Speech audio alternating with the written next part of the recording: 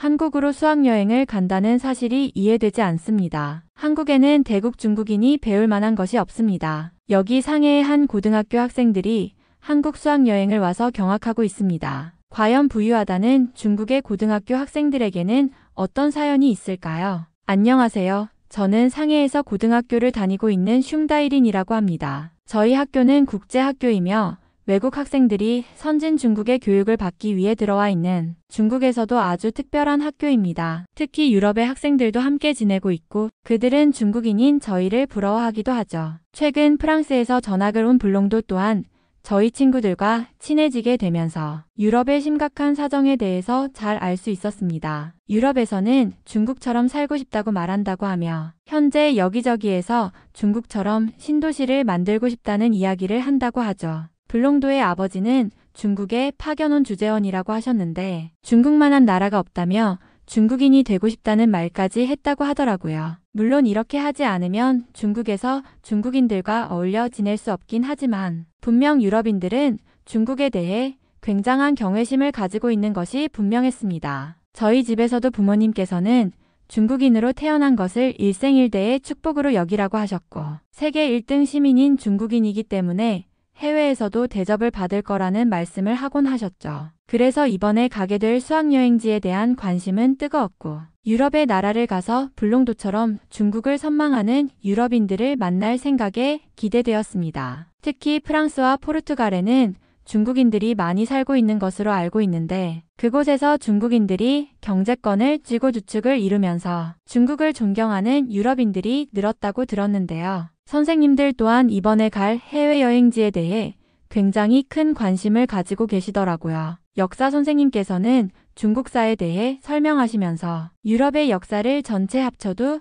중국 역사책 분량보다 적을 거라면서 유럽인들에게는 역사의식이라는 것이 부족하며 유럽인들이 돌로 만든 오래된 건축물들을 다 합쳐도 중국의 만리장성 하나보다 볼 것이 없다고 했으니까요. 사실 만리장성을 보기 위해 중국에 오는 관광객들은 세계에서 몰려오고 있고 자금성의 멋진 광경에 고개를 숙이는 외국인들이 무척이나 많잖아요. 이번에 유럽에 가서 그들의 문화유산을 구경하고 도시의 생활을 경험하면서 유럽이 왜 중국의 원나라에게 지배당할 수밖에 없었는지 알아보고 싶었습니다. 기술도 부족하고 워낙 가난하기 때문에 아직도 새로운 도시를 만들어내지 못하고 200년 전 중국처럼 지내고 있으니까요. 그런데 수학여행에 대한 기대감으로 부푼 학기 초에 새로운 소식이 들리기 시작했습니다. 새로 바뀐 교장 선생님은 유럽 말고 다른 나라로 수학여행을 준비하고 있고 그 나라가 바로 한국일 거라는 소문이 돌았거든요. 심지어 한국에 가서 많은 것들을 배우고 와야 한다는 말까지 들리자 저희들과 선생님은 당황할 수밖에 없었습니다. 한국에서는 배울 만한 것이 없는 나라인데다가 전부 중국의 짝퉁과 같은 나라인데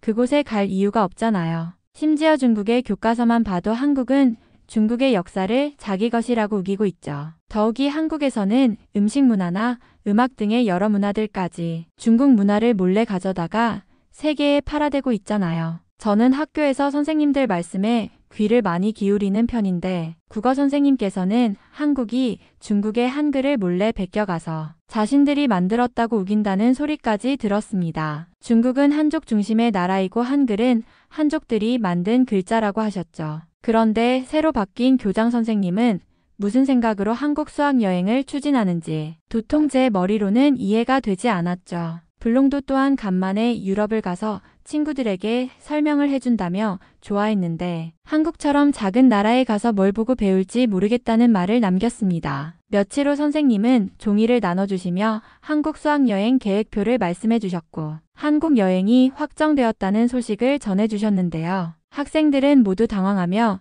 웅성거리기 시작했습니다. 왜 하필 한국이야? 유럽에 가기로 한 거 아니었어?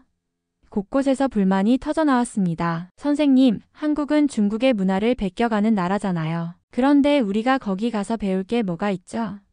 한 학생이 손을 들고 말했습니다. 맞아요. 한국에는 중국의 짝퉁 문화밖에 없어요. 차라리 일본이었으면 몰라도 한국은 너무 다른. 학생도 불만을 표했습니다. 교실은 순식간에 술렁였습니다. 블롱도도 황당하다는 표정으로 어깨를 으쓱하며 말했습니다. 나는 유럽에서 온 중국을 동경하는 사람들을 만나러 가는 줄 알았는데 한국이라니 솔직히 실망이야. 게다가 한국 사람들은 자기들이 뭘 대단한 줄 알잖아요. 한자는 자기들이 만든 게 아니라 중국에서 가져간 건데도 우기고 음식도 다 중국 거라고 하면서 해외에는 자기들 것처럼 팔고 있고. 그렇지. 그리고 한국 경제도 중국 덕분에 성장한 거 아닌가요? 우리 없으면 다 무너질 나라라면서요. 학생들의 불만이 점점 커지자 선생님은 난처한 얼굴을 하며 교장 선생님의 결정이니 따라야 한다고 말했습니다. 그러나 저희 학생들은 쉽게 납득하지 못했죠. 우리가 한국에서 뭘 배우겠다는 거죠? 중국보다 발전된 게 없는데요. 중국이 없었으면 한국이라는 나라가 존재했겠어요. 우리 역사책에만 봐도 알 수 있는 걸 굳이 가서 확인해야 하나요? 난 솔직히 한국보다 상해가 더 발전했다고 생각해요. 차라리 여기서 여행 다니는 게 낫겠어요. 이런 분위기 속에서 수학여행에 대한 기대감은 순식간에 사라져버렸고 학생들은 하나같이 실망한 표정을 지었습니다. 그때 역사 선생님께서 한숨을 쉬며 교탁을 두드리셨습니다. 얘들아 조용히 해라. 내가 한국에 대해서 조금 더 설명해 주마. 학생들은 선생님의 말을 들으며 한껏 기대하는 눈치였습니다. 우선 한국이라는 나라는 애초에 중국의 영향을 받지 않았다면 존재하지도 않았을 나라야. 우리 중국의 찬란한 문명을 받아들이고 겨우겨우 국가 체계를 갖춘 곳이지. 그런데도 지금은 마치 자기들이 독자적인 문화를 가진 것처럼 행동하지. 학생들은 고개를 끄덕이며 선생님의 말을 경청했습니다. 서울의 유적지를 보면 알 수 있어. 경복궁이니 창덕궁이니 하는 곳들이 있지만 사실 이 모든 것이 중국의 자금성을 모방한 것이야. 건축 양식도 배치도 모두 우리 중국에서 가져간 거지. 한 학생이 손을 들었습니다. 그럼 선생님, 한국에는 자체적으로 만든 문화가 전혀 없다는 건가요? 선생님은 씁쓸한 미소를 지었습니다. 그래. 한국의 전통 의상도 우리 한푸에서 따온 것이고 심지어 음식도 마찬가지야. 김치도 원래는 우리 절임 채소 문화에서 비롯된 것이고 불고기도 중국 요리에서 파생된 것이지. 그런데도 그들은 마치 자기들이 창조한 문화인 것처럼 세계에 내세우고 있단 말이다. 학생들은 저마다 분노한 표정을 지었습니다. 그럼 우리가 한국에 가서 보는 모든 것들이 다 중국의 것을 베낀 거네요. 그렇다. 명나라와 청나라 시기에 한국이 중국 문물을 받아들이면서 지금의 모습을 갖추게 된 것이지. 심지어 그들이 자랑하는 한글조차도 원래는 중국에서 전해진 문자를 변형한 것에 불과해. 그런데도 그들은 스스로 창제했다고 주장하지. 학생들은 웅성거리며 더더욱 한국 수학여행에 대한 불만을 토로했습니다. 그럼 뭐하러 가요? 가봤자 짝퉁 유적지만 보겠네요. 차라리 진짜 유적지를 보러 자금성에 가는 게 낫겠어요. 선생님은 고개를 끄덕이며 말했습니다. 그래서 나도 이번 수학여행이 이해되지 않는다. 하지만 이미 결정된 사항이니 어쩔 수 없지. 다만 너희가 직접 한국을 보고 그곳이 얼마나 중국의 영향을 받은 나라이고 또 얼마나 중국과 비교가 안 되는 곳인지 직접 확인하고 오면 좋겠다. 학생들은 크게 한숨을 쉬었습니다. 기대에 부풀었던 유럽 수학여행이 한국으로 바뀌면서 모두가 실망감을 감추지 못하는 분위기였습니다. 집에 돌아와서 부모님께 수학여행 이야기를 꺼내자 두 분 모두 깜짝 놀라셨죠. 뭐? 한국을 간다고? 아버지는 신문을 내려놓으시며 믿기지 않는다는 표정을 지으셨어요. 아니, 분명 유럽을 간다고 하지 않았어? 어머니도 당황한 얼굴로 물어보셨어요. 저는 한숨을 쉬면서 고개를 끄덕였죠. 맞아요. 원래는 프랑스나 포르투갈 같은 곳을 가기로 했는데 갑자기 바뀌었어요. 아버지는 이마를 짚으며 한숨을 쉬셨죠. 도대체 무슨 이유로 한국을 가는 거야? 거기서 배울 게 뭐 있다고? 어머니도 맞장구를 치셨어요. 그러니까요. 한국이라는 나라는 중국 문화를 따라 하는 것밖에 모르는데 굳이 거기 가서 돈을 쓰면서 수학여행을 갈 이유가 없잖아요. 저도 이해가 안 돼요. 교장 선생님이 새로 바뀌면서 결정하신 거라는데 학생들은 전부 반대하고 있어요. 저는 그렇게 말씀드리면서 부모님의 반응을 살폈어요. 아버지는 팔짱을 끼고 고개를 저으셨죠. 이건 말도 안 되는 결정이야. 한국이 중국 덕분에 경제 성장을 한 건 맞지만 그건 어디까지나 우리가 기술을 전수해줘서 가능했던 거잖아. 그 나라 자체적으로 발전한 게 아니라고. 어머니도 한숨을 쉬며 말씀하셨어요. 그래서 그런지 해외에서 한국을 보면 전부 중국의 하위 버전처럼 보이는 거예요. 미국에서도 한국이 중국 문화를 베낀다고 하는 사람들이 많다던데 중국인인 우리가 왜 그런 나라를 직접 가서 봐야 하죠? 저는 고개를 끄덕이며 동의했어요. 맞아요. 학생들도 다들 한국이 아닌 다른 나라를 가고 싶어 해요. 블롱도도 유럽을 갈 줄 알고 좋아했는데 한국이라고 하니까 실망했어요. 아버지는 깊은 한숨을 쉬며 말씀하셨죠. 솔직히 한국을 간다는 것 자체가 이해가 안 되는 결정이야. 가봤자 중국 문화의 짝퉁을 보는 거나 마찬가지인데 왜 시간을 낭비하는 거야? 어머니도 걱정스러운 얼굴로 말씀하셨어요. 그리고 한국 사람들은 중국인을 질투하면서도 중국의 영향을 받았다는 걸 인정하지 않잖아요. 혹시라도 이상한 말을 듣거나 불편한 일이 생기면 바로 선생님께 말해야 해요. 저는 부모님의 걱정 어린 말씀을 들으며 한숨을 쉬었어요. 기대했던 유럽 수학여행이 한국으로 바뀌었다는 것만으로도 실망스러운데 부모님까지 걱정하시니 더욱 답답한 기분이 들었죠. 비행기 탑승 시간이 다가오면서 저희는 공항으로 이동했어요. 그런데 항공권을 보니 한국항공사 비행기였어요. 저는 순간 불안해졌죠. 한국항공사는 중국인들에게 표를 더 비싸게 팔면서도 서비스가 형편없다고 들었거든요. 괜히 기내에서 불편한 일을 겪게 되는 건 아닐까 걱정스러웠어요. 하필 한국항공사야. 제 친구가 티켓을 보며 한숨을 쉬었어요. 이런 데서도 우리한테 바가지를 씌우는 거 아냐?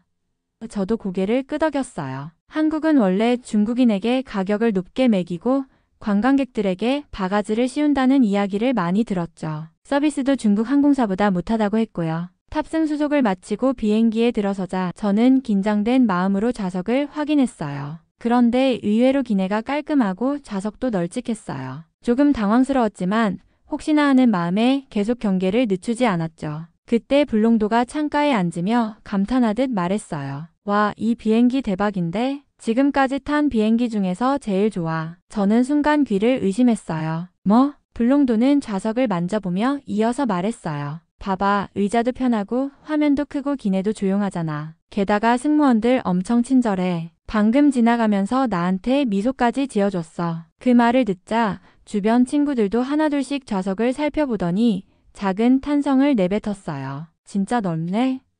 화면 해상도 장난 아닌데? 다들 예상과는 다른 기내 환경에 조금 놀라는 눈치였어요. 조금 후 승무원들이 기내식을 나눠주기 시작했어요. 저는 혹시라도 중국인에게만 이상한 음식을 주는 건 아닌지 긴장했지만 받아보니 메뉴도 다양했고 맛도 괜찮았어요. 승무원들도 친절하게 미소를 지으며 응대했어요. 블롱도는 웃으며 말했어요. 솔직히 말해서 지금까지 탄 항공사 중에서 서비스 제일 좋은데 유럽 항공사보다 훨씬 낫네. 저는 블롱도의 말을 들으며 약간 당황했어요. 한국 항공사는 후지고 중국인에게 불친절할 거라고 생각했는데 실제로 보니 예상과 달랐거든요. 하지만 아직 방심할 수는 없었어요. 비행기가 착륙할 때까지는 조심해야 한다고 생각했죠. 비행기가 착륙하고 저는 창밖을 내다봤어요. 드디어 한국에 도착했죠. 원래라면 기대되지 않았을 텐데 비행기에서 생각보다 좋은 경험을 한 후라 조금은 궁금한 마음이 들었어요. 하지만 여전히 한국을 무조건 경계해야 한다고 생각했어요. 비행기에서 내려 공항 내부로 들어서자 저는 순간 걸음을 멈췄어요. 주변을 둘러보니 공항이 예상보다 훨씬 깨끗하고 현대적이었어요. 중국의 국제공항도 크고 웅장하지만 여기 인천공항은 분위기가 달랐어요. 건물 디자인도 세련됐고 천장이 높고 개방감이 느껴졌어요. 무엇보다 바닥부터 유리창까지 반짝반짝 빛나는 게 놀라웠어요. 블롱도가 감탄하며 말했어요. 이야, 이 정도면 유럽 공항보다 나은데? 저도 모르게 주변을 좀 더 자세히 살펴봤어요. 안내 표지판이 직관적이고 동선이 깔끔하게 정리되어 있어서 길 찾기가 쉬웠어요. 게다가 공항 직원들이 다들 웃는 얼굴로 다가와서 안내해줬어요. 중국 공항에서는 직원들이 대충 설명하거나 무뚝뚝하게 대하는 경우가 많았는데 여기선 정반대였어요. 입국 심사를 마치고 짐을 찾으러 갔어요. 수화물이 빠르게 나오는 걸 보고 또 한 번 놀랐어요. 이렇게 빨리 나온다고? 친구들도 예상보다 빠른 속도에 당황한 눈치였어요. 중국 공항에서는 가끔 짐이 나올 때까지 30분 넘게 기다리는 경우도 있었으니까요. 그 후 화장실에 들렀는데 저는 또 한 번 놀랄 수밖에 없었어요. 공항 화장실은 대부분 사람들이 많이 이용해서 금방 더러워지기 마련인데 여기 화장실은 다르더라고요. 바닥에 물기가 없고 변기 주변도 깨끗했어요. 게다가 화장실에서 은은한 향기까지 나는 게 신기했어요. 세면대도 물때 없이 반짝였고 손 건조기도 최신식이었어요. 와, 중국 공항이랑 너무 비교되는데? 친구들이 서로 눈을 마주보며 수군거렸어요. 저도 솔직히 인정할 수밖에 없었어요. 서비스, 청결함, 기술력까지 모든 면에서 인천공항이 더 뛰어나 보였어요. 그때 불롱도가 저를 툭 치며 웃었어요. 너도 인정하지? 솔직히 중국보다 나은 것 같지 않아? 저는 순간 대답을 못했어요. 아무리 한국을 경계해야 한다고 생각해도 눈앞의 현실을 무시할 수는 없었거든요. 한국은 우리가 생각했던 것보다 훨씬 앞서 있었어요. 공항에서 나와 호텔로 향하는 버스에 올랐어요. 공항 버스는 깔끔하고 시트도 편했어요. 창밖을 바라보며 한국의 거리를 구경하기 시작했죠. 그런데 얼마 가지 않아 저는 충격을 받을 수밖에 없었어요. 버스가 거대한 다리를 건너기 시작했어요. 저는 순간 눈을 의심했어요. 이게 뭐야? 창밖으로 펼쳐진 광경은 정말 압도적이었어요. 이게 인천대교야? 옆자리 친구가 놀라며 말했어요. 인천대교는 상하이의 동해대교보다도 웅장했어요. 길이가 어마어마했고 다리 구조도 놀라웠어요. 특히 주탑이 하늘을 찌르듯 솟아 있었고 케이블이 아름답게 뻗어 있었어요. 중국에도 대형 교량이 많긴 하지만 이 정도로 세련되고 멋진 디자인은 없지 않냐? 불롱도가 감탄하며 말했어요. 저도 모르게 고개를 끄덕였어요. 다리 위를 달리는 도중에도 충격은 계속됐어요. 바다 위를 가로지르는 도로는 완벽하게 정비되어 있었고 도로 표지판과 가드레일도 깔끔했어요. 도로 위를 달리는 차들도 빠르고 질서정연했어요. 다리를 건너자 서울로 들어섰어요. 창밖을 보며 저는 또 한 번 놀랄 수밖에 없었어요. 이게 서울이라고? 서울 도로는 예상과 전혀 달랐어요. 저는 한국이 북적거리는 도시일 거라고 생각했어요. 그런데 도로 체계가 너무 잘 정리되어 있었어요. 가장 놀라운 건 버스 전용 차로였어요. 저거 봐. 버스가 따로 가잖아. 서울의 버스들은 버스 전용 차로를 이용하면서 정체 없이 쭉쭉 나아가고 있었어요. 반면 승용차들은 일반 차로에서 줄지어 있었죠. 교통체계가 정돈되어 있어서 혼잡할 줄 알았던 도로가 오히려 여유롭게 보였어요. 중국에서는 대도시에서도 버스가 차들 사이에서 막히는데 여긴 버스가 훨씬 빨리 가네. 그뿐만이 아니었어요. 도로에 달리는 자동차들을 보니 고급차들이 엄청 많았어요. 독일 브랜드의 고급 승용차들이 줄지어 있었고 전기차들도 많이 보였어요. 저거 다 한국 사람들 차야? 친구들이 놀란 표정으로 창밖을 바라봤어요. 이거 진짜 예상 못했는데 한국에 이렇게 좋은 차가 많을 줄은 몰랐어. 저도 믿기지 않았어요. 한국은 우리가 생각했던 것보다 훨씬 발전한 나라였어요. 공항부터 도로, 교량, 자동차까지 모든 것이 수준 높았어요. 저는 아무 말 없이 창밖을 바라봤어요. 한국에서 보게 될 것들이 점점 궁금해지기 시작했어요. 다음 날 아침, 저희는 호텔에서 조식을 먹고 가이드와 함께 본격적인 관광을 시작했어요. 가이드는 한국인으로 유창한 중국어를 구사했어요. 정중한 태도와 친절한 미소가 인상적이었죠. 여러분, 오늘은 한국의 역사와 문화를 체험하는 시간을 가질 예정입니다. 첫 번째 일정은 한글 배우기 체험입니다. 한글, 저는 속으로 피식 웃었어요. 그거 중국에서 베껴간 문자 아니야? 친구들도 비슷한 표정을 짓고 있었어요. 하지만 가이드의 설명을 듣다 보니 생각이 점점 달라지기 시작했어요. 한글 체험관에 들어서자 벽면에는 기하학적인 모양의 글자들이 정리되어 있었어요. 곧이어 가이드가 설명을 시작했어요. 한글은 조선시대의 왕, 세종대왕께서 백성을 위해 만든 글자입니다. 당시 대부분의 사람들은 한자를 몰라 문맹이 많았어요. 그래서 세종대왕께서 누구나 쉽게 배울 수 있도록 한글을 창제하셨죠. 왕이 직접 글자를 만들었다고요?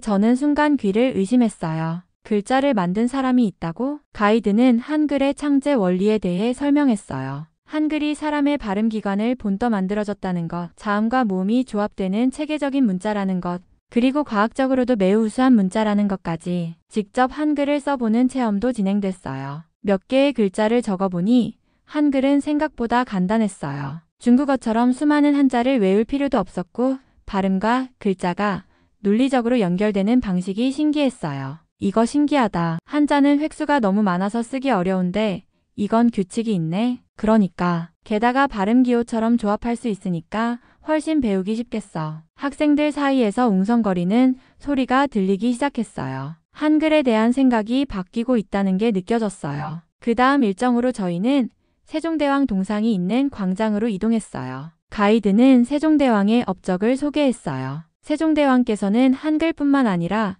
과학, 경제, 국방 등 다양한 분야에서 많은 발전을 이루셨습니다. 당시 조선은 세계적으로도 높은 수준의 천문학과 인쇄술을 가지고 있었죠. 저는 순간 놀랐어요. 조선시대에 과학기술이 발달했다고? 조선은 이미 15세기에 활판 인쇄술을 사용했습니다. 유럽보다 앞서 있었던 것이죠. 유럽보다 앞서 있었다고? 저는 믿기 힘들었어요. 불롱도도 눈을 동그랗게 뜨고 있었어요. 게다가 세종대왕께서는 백성을 위한 정책을 많이 펼치셨어요. 농사력 개량, 조세제도 개혁, 의학 발전 등 백성들이 더 나은 삶을 살 수 있도록 노력하셨죠. 가이드의 설명을 들으며 저는 어딘가 찜찜한 기분이 들었어요. 한국의 역사에 대해 잘 안다고 생각했는데 지금까지 들은 이야기들은 전혀 새로운 것이었어요. 세종대왕 대단한 인물이었네. 그러게. 우리가 알고 있던 것과 많이 다르다. 친구들도 비슷한 반응이었어요. 저는 문득 한국에 대해 얼마나 알고 있었는지 스스로 의문이 들기 시작했어요. 역사 선생님의 표정이 어딘가 미묘했어요. 보통 역사 이야기가 나오면 자신 있게 설명해 주던 분인데 이번에는 말수가 줄어든 듯 했어요. 학생들이 웅성거리며 한글과 세종대왕에 감탄하는 모습을 보면서도 별다른 반응을 보이지 않았어요. 한 학생이 선생님을 향해 물었어요. 선생님, 한국의 활판 인쇄술이 유럽보다 앞섰다는데 사실인가요? 선생님은 살짝 머뭇거리다가 대답했어요. 그건 역사적 해석에 따라 다를 수도 있어. 유럽의 구텐베르크 인쇄술이 더 발전된 형태였고 영향력도 훨씬 컸지. 그 말에 저는 순간 이상하다는 생각이 들었어요. 가이드가 설명한 조선의 활판 인쇄술이 유럽보다 앞섰다고 했고 심지어 구체적인 증거도 제시했는데 왜 선생님은 이렇게 애매하게 말하는 걸까? 불롱도가 조용히 제게 속삭였어요. 선생님 봐봐. 뭔가 당황한 것 같은데? 선생님의 표정을 다시 보니 분명 당황한 기색이 역력했어요. 평소라면 단호하게 중국이 원조다라고 말했을 텐데 이번에는 확신이 없어 보였어요. 또 다른 학생이 질문했어요. 그럼 한글은요? 듣다 보니 정말 체계적인 문자 같아요. 우리가 쓰는 한자보다 배우기 쉽고 과학적인 것 같은데요. 선생님은 살짝 눈을 피하며 대답했어요. 한글이 체계적인 건 맞지만 결국 기본 원리는 한자에서 영향을 받은 거야. 조선이 중국 문화권이었다는 점을 생각하면 독창적인 문자라고 보기엔 어렵지. 하지만 저희는 이미 한글을 직접 써보면서 그것이 단순한 한자의 변형이 아니라는 걸 느끼고 있었어요. 게다가 세종대왕이 백성을 위해 직접 만든 문자라는 점에서 기존의 문자 체계와는 다른 혁신적인 발명이라는 생각이 들었어요. 불롱도가 고개를 갸웃하며 말했어요. 한자를 변형했다면 이렇게 규칙적인 문자일 리가 없는데 이상하네. 그러게. 그냥 우리가 모르고 있었던 거 아닐까? 선생님은 더 이상 말을 잇지 않았어요. 마치 더 이야기하면 불리해질 것 같은 표정이었어요. 저는 그 모습을 보면서 묘한 기분이 들었어요. 우리가 알고 있던 한국에 대한 인식과 실제 모습 사이에 뭔가 큰 차이가 있는 것 같았어요. 그리고 저희는 한복 체험을 하기로 결정했어요. 가이드가 설명해준 대로 한복을 입으면 경복궁 입장료가 무료라서 다들 신이 났어요. 하지만 한복을 받아들자마자 몇몇 학생들은 의아한 표정을 지었어요. 이거 한푸 아니야? 한 학생이 조심스럽게 물었어요. 맞아, 한푸랑 비슷한데 원래 중국 옷에서 가져간 거 아니야?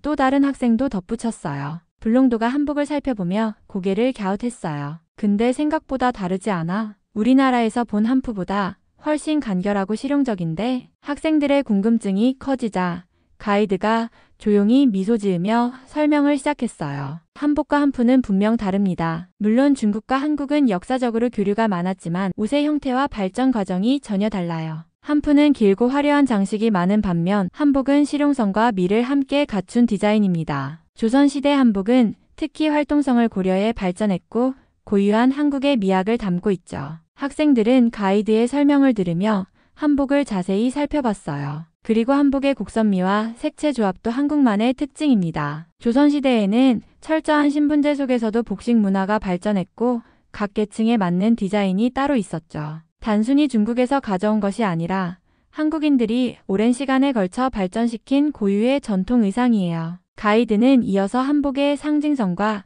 구조에 대해서도 설명해 주었어요. 저고리와 치마, 그리고 남성들의 바지와 도포가 어떤 원리로 구성되었는지 또 한복의 색상이 신분과 연령에 따라 어떻게 달라졌는지 말이에요. 학생들은 처음에는 반신반의했지만 직접 한복을 입어보니 생각이 달라졌어요. 이거 생각보다 편한데? 한푸보다 활동하기 훨씬 좋네. 가벼운 느낌이고. 블롱도드 거울을 보며 감탄했어요. 이런 디자인이라면 서양에서도 충분히 인기가 있을 것 같은데 세련된 느낌이야. 그제야 학생들은 한복이 단순히 중국 옷을 베낀 게 아니라 한국에서 발전한 고유의 전통 의상이라는 걸 깨닫기 시작했어요. 가이드는 마지막으로 덧붙였어요. 전통 의상을 통해 문화를 이해하는 건 참 중요한 일이죠. 한복을 직접 입어보고 체험해보면 한국이 절대 중국 문화를 따라 한 것이 아니라 자신만의 독자적인 문화를 만들어 왔다는 걸 느끼실 수 있을 거예요. 학생들은 한복을 입고 경복궁으로 향하면서도 여전히 생각에 잠겨 있었어요. 처음에는 그저 중국에서 영향을 받은 옷이라고 생각했지만 직접 체험해보니 그게 전부가 아니라는 사실을 깨닫게 되었어요. 한복을 입고 경복궁을 둘러본 후 이제 점심시간이 되었어요. 가이드가 우리를 한국식 뷔페로 안내해 주었죠. 처음엔 아무렇지도 않게 음식을 마구 가져다 먹기 시작했어요. 다양한 반찬과 밥, 국, 고기까지 한 상 가득 차려져 있었어요. 다들 배가 고파서 정신없이 음식을 담기 시작했죠. 하지만 그때 가이드가 한마디 했어요. 여기서 중요한 점은 적당히 먹는 게 한국의 예의라는 거예요. 너무 많이 담아서 남기면 한국에서는 그게 예의가 아니에요. 음식을 아끼고 적당히 먹는 것이 중요하죠. 우리는 그 말을 듣고 잠시 멈칫했어요. 생각보다 한국 사람들은 음식을 아껴 먹는 문화가 강한 것 같다는 생각이 들었죠. 그래서 이제부터 조금씩 그리고 신중하게 음식을 골라 담기 시작했어요. 음식을 한 입 먹어보니 바로 그 맛에 모두가 놀랐어요. 이거 너무 맛있다. 진짜 중국 음식이랑 완전히 달라. 맛이 깊고 신선한 재료들이 진짜 맛있네. 중국 음식은 뭔가 더 기름지고 인공적인 느낌이었는데 여기 음식은 정말 자연스럽고 깔끔해. 우리는 한 입 한 입 먹으면서 정말 맛있다는 생각이 들었어요. 한국 음식은 중국 음식과 비교했을 때 훨씬 깔끔하고 재료 본연의 맛이 잘 살아있는 것 같았어요. 김치, 된장국, 불고기, 비빔밥까지 모든 음식이 신선하고 깊은 맛이 느껴졌어요. 특히 밥과 반찬의 조화가 정말 훌륭했어요. 이건 진짜 대박이다. 중국에서 먹던 음식이랑은 다르게 이런 맛을 경험해 본 적이 없었어. 한국의 음식은 진짜 정성이 들어간 느낌이야. 담백하면서도 맛있고. 블롱도는 계속해서 감탄하며 음식을 맛보고 있었어요. 그동안 한국 음식을 무시했는데 이제 완전히 생각이 바뀌었어. 이런 맛은 중국에서는 찾을 수 없을 것 같아. 가이드는 웃으며 말했어요. 한국 음식은 다양한 재료를 사용해서 건강에도 좋고 그만큼 조리법에도 정성이 들어가 있어요. 이렇게 잘 먹는 것도 한국의 식문화에서 중요한 부분이에요. 우리 모두는 그 말을 듣고 더 이상 음식을 허투루 먹지 않으려고 했어요. 예의와 정성을 담아 음식을 즐기기 시작했죠. 그리고 나서 점점 더 많은 음식이 입맛에 맞는다고 느껴졌어요. 특히 고기와 밑반찬, 김치와 된장찌개의 맛은 정말 생각보다 너무 맛있었어요. 진짜 이렇게 맛있게 먹을 수 있구나. 한국 음식을 맛보며 학생들 모두는 그동안 생각했던 한국에 대한 이미지를 조금씩 바꾸기 시작했어요. 저희는 한국에서 여러 가지 경험을 하면서 점점 더 많은 생각들이 떠올랐어요. 특히 한국의 문화와 사람들, 그들이 가진 자부심과 자유로움에 점점 감동했어요. 처음에는 한국이 중국을 베낀 나라라고 생각했지만 시간이 지날수록 그 생각이 점점 더 변했죠. 한국의 문화와 역사는 그들만의 고유한 특색을 가지고 있었고 그들은 자신들의 역사와 전통을 자랑스럽게 여기고 있었습니다. 그런데 저는 한국에서 지내며 한 가지 중요한 깨달음을 얻었어요. 중국인으로서의 자부심이 점점 사라지기 시작했어요. 그동안 한국을 다소 낮게 평가하며 중국의 문화가 더 우월하다고 믿었던 것 같아요. 그러나 한국의 사람들과 문화를 직접 경험하면서 그들이 얼마나 자랑스러운 민족이고 자신들의 문화를 얼마나 소중하게 여기는지를 보게 되었죠. 한국인들이 정말 자부심을 가지는 게 이해돼. 우리도 이렇게 자유롭게 자신감 있게 살고 싶다는 생각이 들어. 우리는 점점 한국인들이 부러워졌어요. 그들은 자유롭게 자신들의 생각을 표현하고 문화와 역사에 대해 자랑스럽게 이야기할 수 있는 나라에 살고 있었어요. 반면 중국에서는 그런 자유로운 대화가 힘들다는 걸 느꼈어요. 중국에서는 항상 뭔가를 조심해야 하고 자유롭게 생각을 표현하는 것이 어렵다는 생각이 들었죠. 한국에서는 그런 이야기를 자유롭게 할 수 있겠구나. 우리가 중국에서 그런 말을 하면 어떻게 될까? 중국에서는 정치적 의견이나 다른 의견을 말하는 게 얼마나 어려운지 알아. 한국 사람들은 자기 의견을 자유롭게 표현할 수 있어서 부러워. 우리는 중국에 돌아가면 다시 그 답답함을 느낄 것 같다는 생각에 마음이 무겁기도 했어요. 한국은 정치적인 자유와 시민들의 권리가 잘 보장된 나라였고 그곳에선 누구나 자신의 목소리를 낼 수 있는 환경이었죠. 우리는 왜 이런 자유를 누릴 수 없는 걸까? 중국도 이렇게 자유롭고 열린 사회였으면 좋겠어. 하지만 그런 생각은 중국에서의 현실과 부딪히면서 더 답답해졌어요. 한국에서 경험한 자유로움과는 달리 중국에서는 자유롭게 의견을 내는 것이 항상 제약이 따르기 때문이죠. 한국에 왔다는 사실 자체가 우리가 왜 이런 자유를 누릴 수 없는지, 왜 우리는 항상 조심해야 하는지에 대한 의문을 더 크게 만들었어요. 그렇게 우리는 수학여행을 하면서 한국을 더 깊이 이해하게 되었고 자신도 모르게 한국의 자유롭고 자랑스러운 모습에 더 많은 존경과 부러움을 느끼게 되었습니다. 그리고 저희는 한국의 기술을 엿보기 위해 박물관을 가게 되었죠. 한국 로봇박물관에 갔을 때 저는 정말 놀랐어요. 전시된 로봇들은 단순히 기계적인 장치가 아니라 한국이 얼마나 빠르게 기술을 발전시켰는지를 잘 보여주는 증거였죠. 로봇들은 단순한 산업용 로봇부터 인간처럼 행동하고 대화할 수 있는 AI 로봇까지 다양했어요. 그런 기술들이 실제로 어떻게 작동하는지 보고 나니 한국의 기술력이 얼마나 대단한지 확실히 느낄 수 있었어요. 와, 이게 진짜 가능하다니. 한국이 이렇게 앞서가고 있구나. 우리 중국도 빨리 한국 사람들을 데려와서 이런 기술들을 배우고 전파해야 해. 한국에서 직접 보고 경험하면서 그들의 기술력이 얼마나 고도화됐는지 실감했어요. 특히 로봇들이 사람들과 자연스럽게 소통하는 모습을 보며 한국은 정말 기술적인 부분에서 글로벌 리더가 되기 위한 준비를 이미 마친 나라라는 생각이 들었어요. 이런 기술력은 단순히 기계적인 발전만을 의미하는 것이 아니라 그들을 통해 사회 전반에 긍정적인 영향을 미칠 수 있다는 점에서 정말 대단하다고 느꼈죠. 중국도 이런 기술이 발전해야 할 텐데 지금도 중국은 기술이 많이 발전했지만 한국처럼 사람과 소통하는 기술이나 생활에 직접 적용되는 기술은 아직 멀었어. 한국의 로봇박물관에서 느낀 감동은 그만큼 컸어요. 기술이 발전할수록 그 기술을 어떻게 사람들의 생활에 적용할지, 어떻게 더 나은 사회를 만들 것인지에 대한 고민이 필요하다고 생각했어요. 한국은 그런 점에서 이미 미래를 보고 달려가고 있는 나라였어요. 그래서 저는 중국도 빠르게 한국처럼 기술을 발전시키고 그런 기술을 배울 수 있는 기회를 만들어야 한다고 생각했어요. 우리 중국도 기술에 있어서는 더 많은 발전을 이뤄야 해. 한국처럼 사람들을 돕고 생활에 긍정적인 영향을 미치는 기술을 개발해야 한다고 느꼈어. 그만큼 한국의 기술은 놀라웠고 저는 중국도 이렇게 빨리 발전할 수 있도록 더 많은 것을 배워야겠다고 결심했어요. 한국처럼 사람들이 생활 속에서 혁신을 경험하고 더 나은 삶을 살 수 있도록 돕는 기술을 발전시키는 것이 중요하다는 생각이 들었죠. 한국에서의 수학여행이 끝날 무렵 선생님들도 너무 놀라운 경험을 하신 듯 했어요. 와, 한국의 기술은 정말 대단하구나. 우리가 예상했던 것보다 훨씬 더 앞서가고 있다니 선생님들이 계속 말씀하셨어요. 그동안 우리는 한국을 단순히 문화와 역사적인 면에서만 생각했었는데 한국의 기술력, 서비스, 그리고 전반적인 수준이 기대 이상이었기 때문이에요. 저희도 그 경험을 통해 한국이 얼마나 매력적인 곳인지를 확실히 깨닫게 됐어요.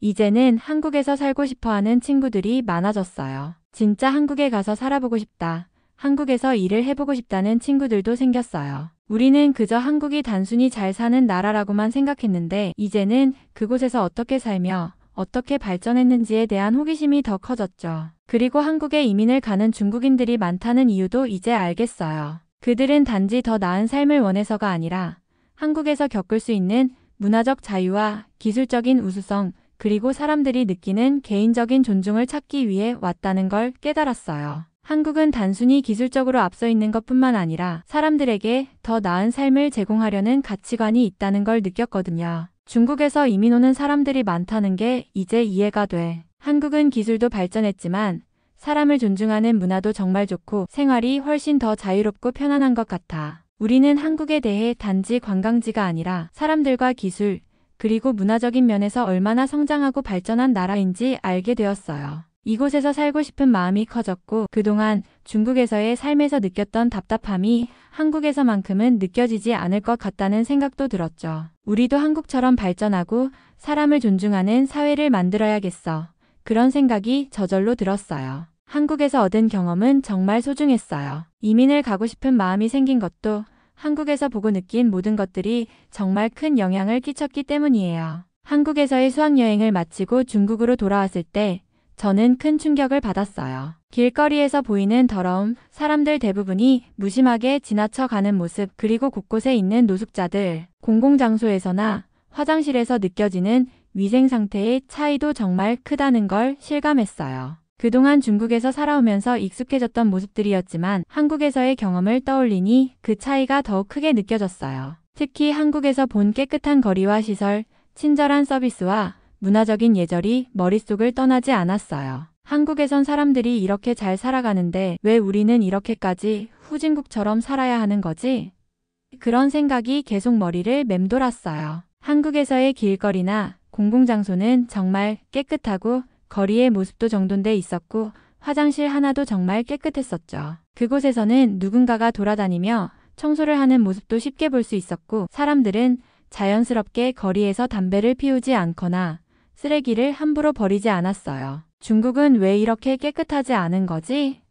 한국에서 느꼈던 자유롭고 깔끔한 환경을 다시 떠올리면서 왜 이런 차이가 나는지 생각해 보게 됐어요. 중국에서 길을 걷다 보면 종종 쓰레기 더미를 마주칠 때가 많고 사람들이 무심코 거리에서 담배를 피우거나 공공장소에서 떠드는 모습도 일상처럼 느껴졌어요. 그런데 한국에선 그런 모습을 거의 볼 수 없었던 게 정말 인상적이었죠. 또한 한국에서 본 노숙자들이 거의 없었던 것도 기억에 남아요. 그곳에서는 거리에서 힘든 상황에 놓인 사람들을 많이 봤는데 한국에서는 그런 모습이 거의 보이지 않았던 거죠. 그것도 한국의 사회 시스템과 사람들의 관심 덕분이라고 생각해요. 그런 모습을 보며 한국이 그리워졌어요. 한국은 정말 생활 환경이 좋고 사람들의 배려심이 돋보이는 나라였어요. 한국에서 다시 살아보고 싶다는 생각이 더욱 강해졌어요. 중국에서의 일상에 다시 적응하려니 그동안 한국에서 느낀 모든 것들이 너무 그리워졌어요. 왜 한국처럼 변할 수 없는 걸까?